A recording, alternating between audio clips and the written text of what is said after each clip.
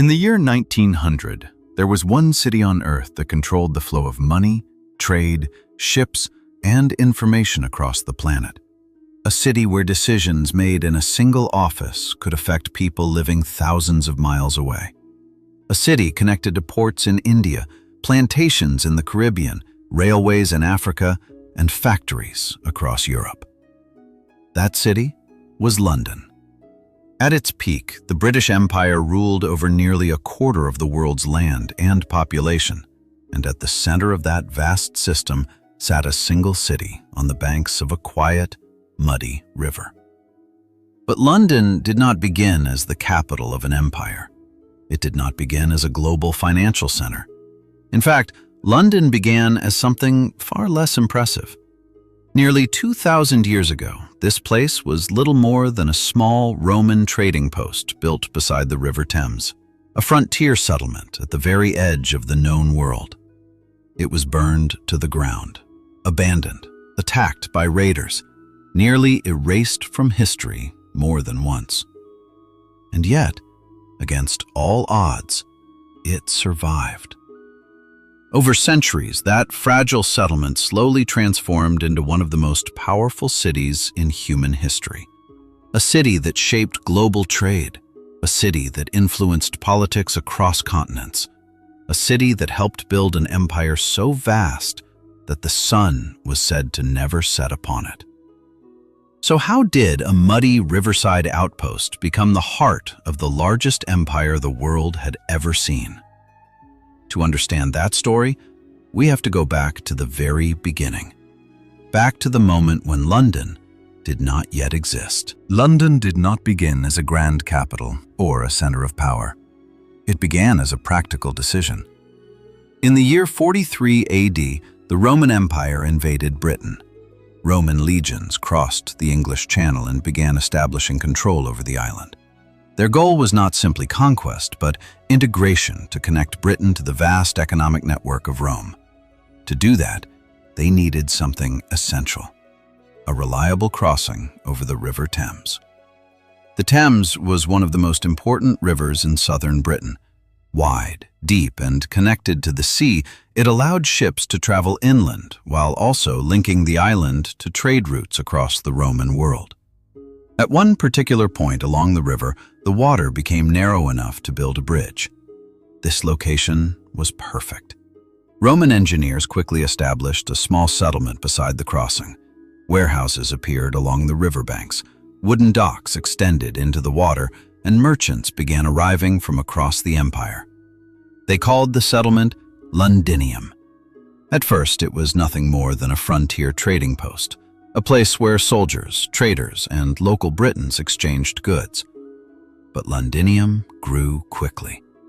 Within just a few decades, it became one of the most important commercial hubs in Roman Britain. Roads connected it to other Roman cities. Ships arrived carrying wine, oil, and pottery from across Europe, and the population rapidly expanded. Then, suddenly, everything collapsed. In the year 60 AD, a rebellion erupted. A Celtic queen named Boudica led a massive uprising against Roman rule. Her forces swept across the region, destroying Roman settlements one after another. When they reached Londinium, the Romans made a shocking decision. They abandoned the city. Roman governor Suetonius realized he did not have enough troops to defend it. Instead of fighting, he evacuated the population and left the settlement behind. What happened next was devastating. Boudica's army burned Londinium to the ground. Archaeological evidence still shows a thick layer of ash beneath modern London, a silent reminder of the destruction that nearly erased the city from history. For a moment, Londinium seemed finished, but the Romans returned. Within a few years, they rebuilt the settlement, this time larger and stronger than before. Stone buildings replaced wood, defensive walls were constructed, and Londinium began transforming into the administrative and economic center of Roman Britain. What had once been a fragile frontier outpost was now becoming something much more important. But the Romans would not rule Britain forever. and when their empire began to collapse, Londinium would once again face a moment where its survival was far from guaranteed. London's rise under Roman rule was impressive, but Roman power would not last forever. By the early 5th century, the Roman Empire was beginning to fracture. Pressured by invasions, economic collapse, and political instability, Rome started withdrawing its legions from distant territories. Britain, far from the empire's center, was one of the first places to be abandoned. Around the year 410 AD, Roman administration in Britain effectively ended. Without Roman soldiers, Roman engineers, or Roman political authority, the structures that had sustained Londinium began to disappear. Trade networks weakened, public buildings fell into disrepair, and the population gradually declined. For decades, the once busy Roman city slowly emptied. Archaeological evidence suggests that much of Londinium was eventually abandoned altogether. Streets that had once been filled with merchants and soldiers became quiet. Warehouses along the river stopped receiving ships. Stone buildings collapsed or were dismantled for materials. For a time, the great Roman city by the Thames became little more than a shadow of its former self. But the story of London did not end there. A few miles west of the abandoned Roman walls, a new settlement began to emerge. This place was known as Londonvik. Unlike the old Roman city, Londonvik was not centered around imperial administration or military power. Instead, it grew organically as a trading settlement. Merchants from across northern Europe began arriving along the Thames, bringing goods, tools, textiles, and raw materials. By the 7th century, Londonvik had become one of the most important trading ports in Anglo-Saxon England. Ships from Scandinavia and continental Europe anchored along its shores, and markets flourished along the riverbanks. Yet prosperity brought new dangers. During the late 8th and 9th centuries, a new threat appeared along the coasts and rivers of Britain: Viking raiders. These seafaring warriors from Scandinavia began attacking towns, monasteries, and trade centers throughout the region. Settlements along rivers were particularly vulnerable, and Londonvik quickly became a target. Repeated raids destabilized the town and threatened its survival. Once again, London stood on the edge of disappearance. Then, in the late 9th century, a powerful ruler changed the city's fate.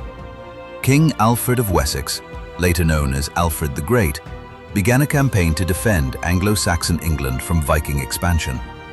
As part of his strategy, he recognized the importance of the abandoned Roman city walls nearby. Instead of defending the exposed settlement of Londonvik, Alfred relocated the population back inside the fortified Roman ruins of Londinium.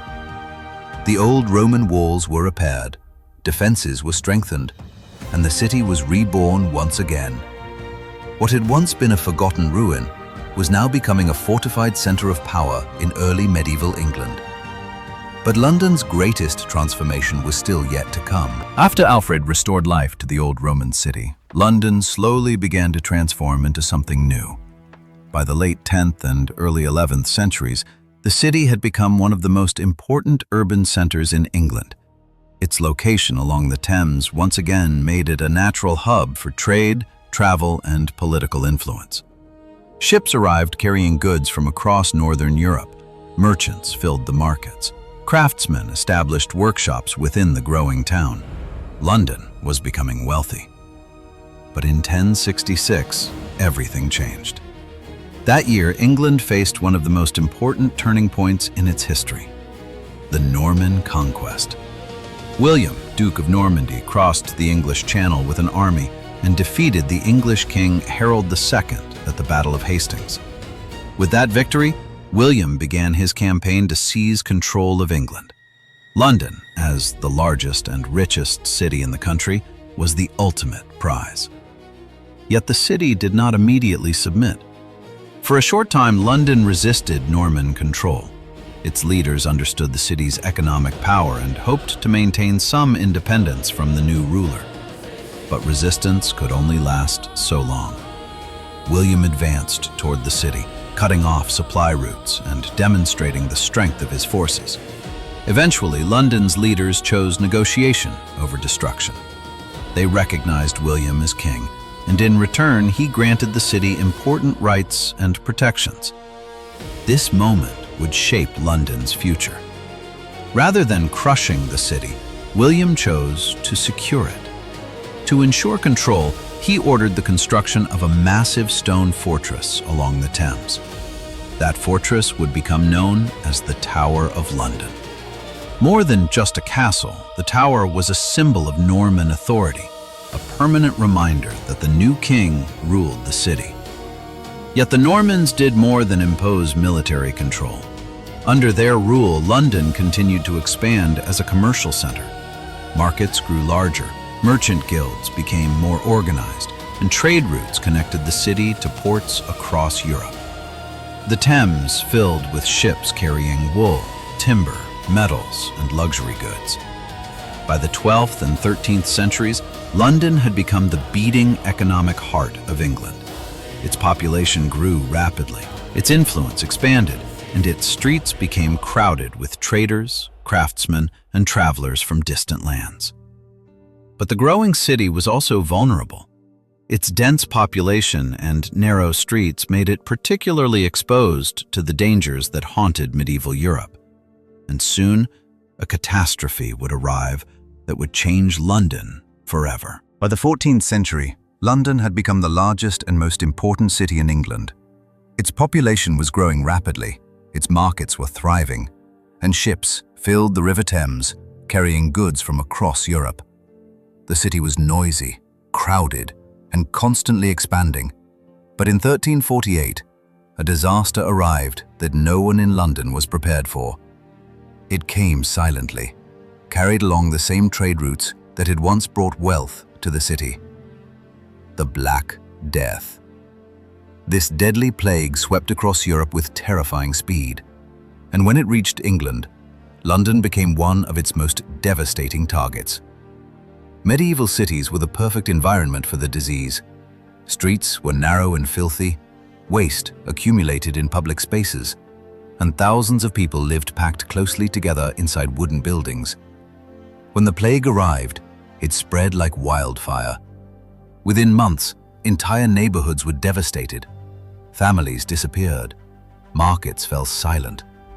Churches struggled to bury the dead as graveyards filled faster than anyone could manage. Historians estimate that nearly half of London's population may have died during the outbreak. For a moment, it seemed as if the growing city might collapse entirely. Yet London survived. Over the following decades, the city slowly rebuilt itself. Labor shortages transformed the economy, new opportunities emerged, and the population gradually recovered. By the 16th century, London was expanding again, becoming a center of culture, politics, and commerce. But another catastrophe was waiting. In September of 1666, a small fire began in a bakery on Pudding Lane. At first, it seemed like a minor accident, the kind of fire that occasionally broke out in medieval cities built mostly of wood. But this fire did not stop. Strong winds pushed the flames through the tightly packed streets of London. Wooden houses caught fire one after another, and the blaze quickly grew beyond control. For 4 days, the fire consumed the city. Thousands of homes burned, churches collapsed, entire districts were reduced to ashes. Nearly 80% of London was destroyed. The disaster became known as the Great Fire of London. Yet once again, the city refused to disappear. Instead of abandoning London, its leaders made a bold decision. They would rebuild the city stronger and more organized than before. New building regulations required the use of brick and stone instead of wood. Streets were widened. Urban planning improved. Architects like Christopher Wren helped redesign the city's skyline, including the construction of the new St. Paul's Cathedral. The fire that should have destroyed London ultimately reshaped it. The city that emerged from the ashes was more resilient, more modern, and ready for the transformation that was about to change the world. Because in the centuries that followed, London would become the center of something unprecedented in human history. In the late 17th and 18th centuries, London entered a new era, one that would transform it from a powerful city into the beating heart of a global empire. By this time, Britain had begun expanding its reach far beyond the British Isles. Ships sailed constantly between London and distant parts of the world, carrying spices, textiles, sugar, tea, and countless other goods that Europeans had once considered rare luxuries. At the center of this expanding network stood the Thames. The river became one of the busiest waterways on Earth. Its docks stretched for miles, filled with ships arriving from Asia, Africa, and the Americas. Warehouses lined the riverbanks, storing goods from every corner of the globe. London was no longer just a national capital. It was becoming the control center of global trade. One of the most powerful forces behind this transformation was the East India Company. Founded in 1600, this trading corporation eventually grew into something far larger than anyone had imagined. It established trading posts across Asia, controlled territories in India, and commanded private armies. And its headquarters were in London. Decisions made inside London offices now influenced events thousands of miles away. Trade agreements, military actions, and economic policies were all directed from this rapidly expanding city. As Britain's overseas influence grew, so did London's wealth. Banks, insurance companies, and financial institutions began appearing throughout the city. The Bank of England, founded in 1694, helped stabilize national finances and allowed the government to fund large military and commercial ventures. London was becoming the financial engine of an empire. But the transformation did not stop there. During the late 18th century, another revolution began to reshape Britain and the world: the Industrial Revolution. Factories, steam engines, and mechanized production dramatically increased the scale of economic activity. Goods could now be produced faster and cheaper than ever before. London, already a massive commercial hub, became the central marketplace for this new industrial economy. Raw materials flowed into Britain from colonies across the globe. Manufactured goods flowed back out to markets around the world. The city expanded rapidly. By the early 19th century, London had become the largest city on Earth. Millions of people lived within its growing neighborhoods. Railways connected it to the rest of Britain. Steamships connected it to distant continents. At the center of this immense network stood a single city along the Thames. And for a time, it seemed as if London truly sat at the center of the world. By the 19th century, London had reached a scale that few cities in history had ever achieved. It was no longer simply a capital. It was the center of a global system. The British Empire stretched across continents, from Canada to India, from Australia to large parts of Africa. At its height, the empire governed nearly a quarter of the world's population. And the command center of that vast network was London. Every day, ships arrived from distant colonies carrying tea from India, rubber from Southeast Asia, gold from Africa, and wheat from Canada. The city's docks became the busiest in the world, forming an enormous logistical machine that connected global trade routes.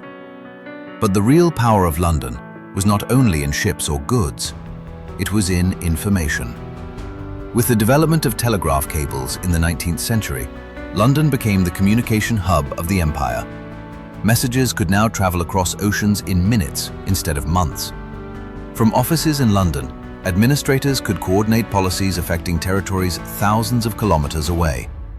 Financial markets reinforced this influence. The City of London emerged as the most powerful financial district on Earth. Banks financed railways in foreign countries, insurance companies protected ships crossing dangerous seas, and investors funded projects that shaped entire economies. Money flowed through London like blood through the heart of a global system. By the late 19th century, the city had grown into the largest metropolis in the world. More than 6 million people lived there. Railways crisscrossed the city. Massive bridges crossed the Thames. Factories and warehouses filled entire districts. The city was enormous, loud, polluted, and alive with energy. To many observers at the time, London looked unstoppable. But history has a way of changing even the most powerful cities. In the 20th century, events would unfold that no empire could fully control. 2 world wars would shake the foundations of global power. Bombs would fall on the city that once governed an empire. And the world that had once revolved around London would begin to transform. Yet even as the empire faded, the city itself would prove something remarkable. London had survived invasion, fire, plague, and collapse before. And once again, it would find a way to reinvent itself. In the early 20th century, London still appeared to be the unquestioned center of a global empire. But the world was changing. The system that had allowed Britain to dominate international trade and politics for centuries was about to face forces far larger than any empire. In 1914, the First World War erupted across Europe. For the first time in modern history, industrialized nations unleashed the full power of their economies and technologies against one another. Millions of soldiers were mobilized. Entire industries shifted toward war production, and the global order that Britain had helped shape began to fracture. London became the administrative and logistical heart of the British war effort. Government officials, military planners, and financial institutions coordinated a conflict that stretched across continents. But the war left Britain deeply weakened. The cost in lives and resources was enormous, and the economic balance of the world began shifting toward new powers, particularly the United States. Yet an even greater test was still to come. In 1939, Europe once again descended into war. This time, London itself would become a target. During the Second World War, Nazi Germany launched an intense bombing campaign against the British capital. Beginning in 1940, waves of German aircraft crossed the English Channel and attacked the city night after night. This period became known as the Blitz. Bombs fell across residential neighborhoods, factories, railways, and historic buildings. Entire blocks were destroyed. Fires lit up the sky, and the sound of air raid sirens became a constant part of daily life. More than 1 million buildings were damaged or destroyed. Thousands of civilians were killed. Yet, despite the destruction, London did not collapse. Many residents took shelter in underground stations of the city's subway system, the London Underground, turning the tunnels into temporary communities during the long nights of bombing. The resilience of the city became a powerful symbol of resistance. Even under relentless attack, London continued functioning as the political and military center of Britain's war effort. When the war finally ended in 1945, the city had survived once again. But the world that emerged after the war was very different. Britain was exhausted economically. Maintaining a vast global empire was becoming increasingly difficult, and independence movements were spreading across colonial territories. Over the following decades, the British Empire gradually dissolved. The empire that had once been directed from London slowly disappeared. For the first time in centuries, the city was no longer the capital of a world-spanning imperial system. Yet London was not finished. Just as it had done many times before, the city began to adapt to a new era. After the Second World War, London faced a future that would have been difficult to imagine just a few decades earlier. For centuries, the city had stood at the center of a vast empire that stretched across the globe. But in the years following the war, that empire began to dissolve. Countries that had once been ruled from London gained independence one after another. India in 1947, large parts of Africa throughout the 1950s and 1960s. Territories across Asia and the Caribbean soon followed.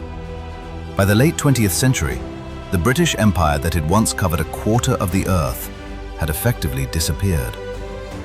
At first glance, it seemed like the end of London's global dominance.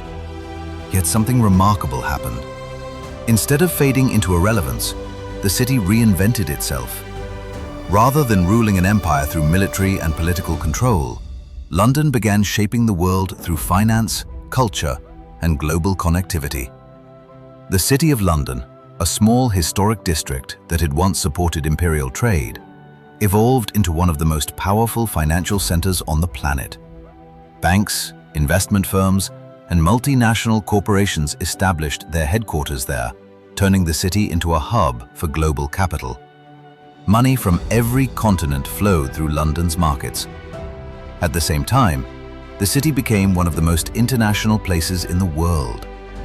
People from across Europe, Asia, Africa, and the Americas moved to London, bringing languages, traditions, and cultures that reshaped the city's identity.